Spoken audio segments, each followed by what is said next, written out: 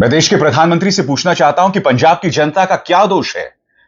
पंजाब में अप्रत्याशित बाढ़ आई हुई है, मगर साहब मजाल है प्रधानमंत्री नरेंद्र मोदी उस पर एक शब्द बोले। कम से कम 30 लोग मारे गए हैं। कितने जानवर, कितने मवेशी मर चुके हैं कोई नहीं जानता है। न जाने कितने एकड़ कृषि भूमि बर्बाद हो चुकी है।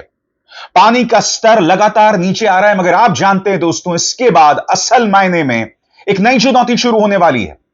कई जगहों पर हमने देखा है मकानों की जो फर्श है उस पर सिल्टिंग हुई पड़ी है। यह तमाम चुनौतियां लोगों के सामने आने वाली है, मगर साहब मजाल है प्रधानमंत्री नरेंद्र मोदी पंजाब पर एक शब्द बोलते हैं।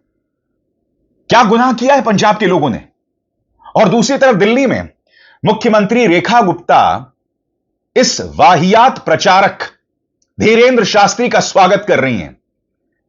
जहांगीरपुरी में जल भराव है, कई क्षेत्रों में चुनौती बनी हुई है, और आप भी जानते हैं अभी फिर से बारिश आ गई तो क्या हालात होंगे।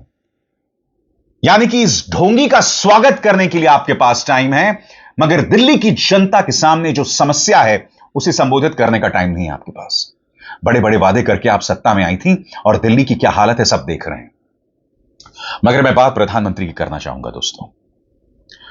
प्रधानमंत्री नरेंद्र मोदी की पंजाब बाढ़ पर चुप्पी निहायत ही शॉकिंग है।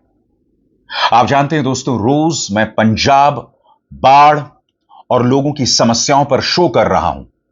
मैं आपके सामने तस्वीरें ला रहा हूं लगातार जमीन से। मैं खुद जमीन पर नहीं हूं, मगर इसका मतलब यह नहीं कि पत्रकार उस मुद्दे की बात नहीं कर सकता। मगर मैंने सोचा कि इस मुद्दे पर हमें चर्चा करना बहुत जरूरी है। इस देश की प्रधानमंत्री की खामोशी एक ऐसे राज्य पर जो पूरे देश का पेट भरता है। यही पंजाबी, आम पंजाबी सोच रहा है कि हमारे साथ इतनी बड़ी नाइंसाफी।